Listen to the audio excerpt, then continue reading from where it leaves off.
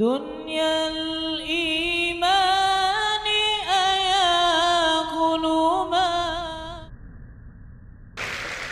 Terima kasih karena saya diminta untuk mengakhiri. Ya, saya ingin menyampaikan dua hal saja. Pertama, saya garis bawahi yang beliau sampaikan baru, bahwa kalau Allah tidak berepot-repot ya dan tidak mendetil-detilkan sesuatu, ya berarti itu tidak terlalu perlulah ya. Jadi jangan kita sok merepot-repotkan diri ya mendetil-detilkan sesuatu yang Allah Ta'ala justru tidak detilkan. Nah, artinya apa? Ya memang letakkan sesuatu pada tempatnya, dan itu menurut saya juga yang sering beliau sampaikan ya, bahwa dengan meletakkan sesuatu pada tempatnya itulah menjadi asas kebahagiaan. Ya, jadi kalau kita tahu menempatkan sesuatu pada tempatnya, ya kita akan lapang-lapang saja ya, menyikapi nikmat, musibah dan segala macam. Nah, kalau kita lihat nih, pertanyaannya apa sih yang dipentingkan oleh Allah dalam Al-Quran? Ya, kalau kita lihat, ya tentu Allah Ta'ala yang maha tahu apa-apa yang paling penting, yang paling utama, ya pokok-pokok akidah, kemudian pokok-pokok ritual ibadah. Tapi kalau kita menggunakan pendekatan kuantitatif ya, salah satu yang sangat dipentingkan oleh Allah dalam Al-Quran adalah ranah muamalah. Jadi ranah muamalah itu luar biasa dipentingkan oleh Allah dalam Al-Quran. Ya kalau kita lihat misalnya dari sisi panjang pendeknya ayat saja, 282 Al-Baqarah itu ayat paling panjang dalam Al-Quran adalah tentang transaksi hutang piutang. Ya, itu muamalah. Dan salah kalau kita misalnya menanggapi atau mempersepsi bahwa urusan utang piutang itu urusan dunia belaka. Enggak. Ya buktinya Gus Bah tadi nyampaikan beberapa hal tentang utang piutang dalam ngaji barang ini. Berarti sesuatu yang penting. Nah, dalam ayat itu juga disampaikan di akhir ayat tentang hutang piutang itu apa? Wattaqullah wa yu'allimukumullah. Wattaqullah wa yu'allimukumullah. Jadi bahwa muamalahmu, transaksi keuanganmu, hutang piutangmu, hal ihwal tentang keuangan itu menyangkut takwa juga gitu. Itu menyangkut takwa juga. Itu bagian dari ekspresi bertakwa kita. Hutang yang benar, menulis dengan baik, membayarnya juga dengan baik, berhutangnya pun kalau memang betul-betul butuh dan seterusnya. Dan banyak lagi di dalam Al-Quran ayat tentang muamalah. Nah, saya sering sampaikan ya, bapak-bapak saudara, kalau kita misalnya menggunakan pembagian yang walaupun kita bisa perdebatkan lah ya tentang validitasnya 100%, tapi ada pembagian yang sederhana oleh para ulama. Pertama, dalam Islam itu ada yang disebut dengan ruang akidah ya. Yang kedua ruang ritual ibadah, dan yang ketiga adalah ruang muamalah. Semuanya itu tentu dalam makna semuanya hidup adalah ibadah, tapi kalau dibagi ruang akidah itu terkait dengan rukun-rukun iman kita, keyakinan-keyakinan pokok. Itu sifatnya tauqifi, nggak boleh dikreasikan. Jadi apa yang Allah Ta'ala sampaikan, yang berikan ya seperti tadi disangoni Nabi Adam, fatalaqa Adam bil kalimatin fataba alaih. Ya Rabbana zalamna, ya itu sudah sangon dari Allah. Ya iman itu ya kayak begitu. Kita disangoni, diberikan, ditegaskan, dibatasi. Lalu ritual ibadah juga sama, sifatnya tauqifi. Nah, pada saat muamalah itu sifatnya beda. Sifatnya itu ijtihadi ibada'i. Jadi sifatnya itu kita dikasih prinsip oleh Allah, ruang muamalah kehidupan ini, namanya sosial, politik, budaya, ekonomi, ya, kita diberikan prinsip, tetapi perinciannya itu diserahkan kepada kita. Bagaimana kita memprosesnya supaya bisa menghadirkan kemanfaatan dan kemaslahatan untuk semua, tanpa menghilangkan prinsip-prinsip itu. Nah, jadi kalau kita dalam konteks misalnya yang beliau sampaikan tadi, ya semua hal-hal yang ada ini selain daripada akidah dan ritual ibadah itu kan muamalah. Maka prinsipnya adalah kita saling melengkapi gitu. Dan saling mengisi dalam kebaikan. Nah, kemudian yang kedua, yang terakhir, ulama juga mengatakan begini. Ketika kita belajar Al-Quran, maka kita juga belajar tentang lawazimul makna atau lawazimul faham. Ada satu kefahaman dari ayat. Nah, konsekuensi dari kefahaman itu apa? Ya, nah, itu beliau tadi juga sudah sampaikan berulang kali. Kalau kita misalnya, ini satu ilustrasi saja. Ya ayyuhalladzina amanu idza qumtum ilas salati faghsilu wujuhakum wa aydiyakum ilal marafiq wamsahu bi ru'usikum wa arjulakum ila akhiril ayah. Wahai orang beriman, kalau ingin masuk ke dalam solat, hendak solat, maka ambil air wudu. Basuhlah muka dan seterusnya sampai akhir ayat. Secara fikih, ya tadi beliau sering mengajarkan kita, secara fikih ini tentang kewajiban kita berwudu dengan prosesinya. Tapi ada lawazim dari ayat ini. Apa lawazim dari ayat ini?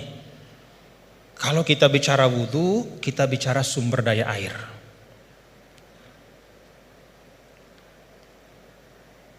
Kita bicara tentang wudu, kita bicara tentang ekosistem kehidupan. Gak ada wudu tanpa air. Kalau wudu tanpa air tayamum namanya. Gak ada wudu tanpa air. Maka apa arti lawazim dari ayat ini? Jaga sumber daya air itu. Kalau dalam konteks misalnya pasal 33 Undang-Undang Dasar 1945, apa kata sumber daya alam dan semua yang menyangkut hajat hidup orang banyak dikuasai oleh negara, itu juga bagian dari lawazim makna ayat ini. Dalam arti apa? Negara, kita semua secara kolektif, ayo kita jaga sumber daya air, tidak boleh dimiliki hanya oleh sekelompok kecil saja sehingga orang kesulitan untuk memanfaatkannya, dan pada ujungnya jangan-jangan nanti bisa orang kesulitan untuk menegakkan sholat karena nggak bisa wudhu karena sumber daya air itu dikooptasi oleh kelompok tertentu misalnya. Itu lawazimul ayat. Ketika Allah Ta'ala misalnya, ya ayyuhalladzina amanu idza nudiya lis-salati min yaumil jumu'ati fas'au ila dzikrillah wa dzarul bai'. Wahai orang-orang beriman, kalau udah waktunya Jumatan itu maka segera datang ke masjid, tinggalkan perdagangan. Apa lawazim dari ayat ini? Kata para ulama, lawazim dari ayat ini adalah ya bahwa Allah tidak akan bicara tentang perdagangan. Allah tidak berbicara tentang sesuatu yang penting ya, yang bisa mengalihkan ya, seseorang dari ibadah ya. Kan di sini diletakkan orang kalau terlalu cinta berdagang ya, maka dia nggak mau ninggalin bisnisnya untuk sholat gitu, karena time is money. Bagi dia 5 menit ketika sholat itu kalau udah transaksi entah berapa duit misalnya gitu.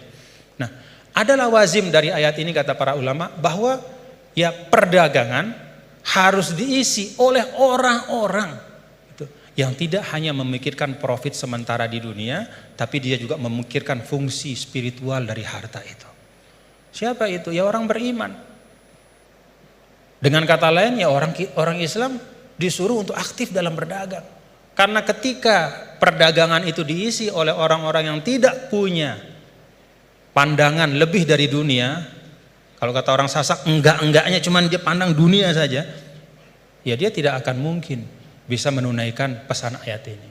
Jadi ayat ini bisa ditunaikan pesannya adalah oleh orang-orang yang ketika dia hidup di dunia beraktivitas di ekonomi, ya, membangun kapital, membangun bisnis, tapi pada saat yang sama dia juga meletakkan itu semua menjadi bagian dari ibadahnya kepada Allah.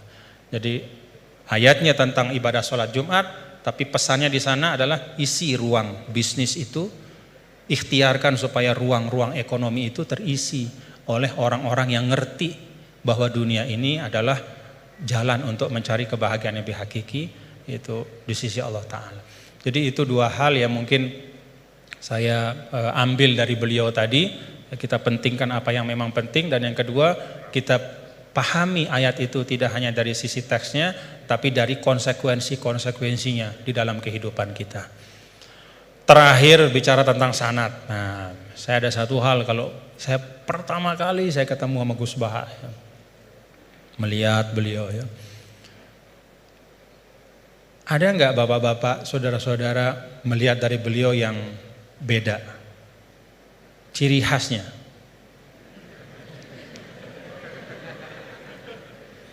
Ciri khasnya beliau itu gini.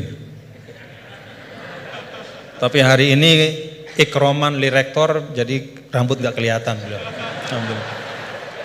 Nah, karena beliau ini adalah keturunan dari aulia, dari Lasem ya, dan salah seorang dari masyayikh di Lasem itu adalah sahabat dari kakek kami dulu, Mbah Maksum Lasem. Ya, beliau bersahabat dengan Nini Da Maulana Syekh Tuan Guru Kiai Haji Muhammad Zainuddin Abdul Majid. Itu biasanya perilaku Lasem itu ada sanatnya gitu ya. Jadi saya lagi mikir-mikir ini naruh topi begini tuh ada sanatnya enggak beliau? Nah, kita mau tahu dari beliau ya. Ala kulli hal, bapak-bapak saudara, terima kasih Gus atas ilmu-ilmunya dan silaturahim kita pada pagi hari ini. Mudah-mudahan bisa terus bersilaturahim dalam kebaikan dan kita doakan beliau selalu disehatkan, diafiatkan oleh Allah Subhanahu wa taala. Ya, cara gampang buat kita mendoakan diri kita itu doain orang lain ya. Itu resep yang paling gampang. Jadi kalau kita doain diri kita ini kan belum tentu terkabul. Tapi kalau kita doakan orang, malaikat yang mengaminkan doa kita dan mengatakan untukmu seperti yang kau doakan. Jadi kalau resep supaya dapat sesuatu, doakan orang lain dengan sesuatu itu. Kita doakan mudah-mudahan Gus Baha sehat walafiat dan kita semua diberkahi Allah Ta'ala. Wallahul muwaffiq wal hadi ila sabilir rasyad wa huwal muwaffiq ila aqwamit thariq. Lunas maaf apabila banyak khilafan, kekeliruan. Assalamualaikum warahmatullahi wabarakatuh.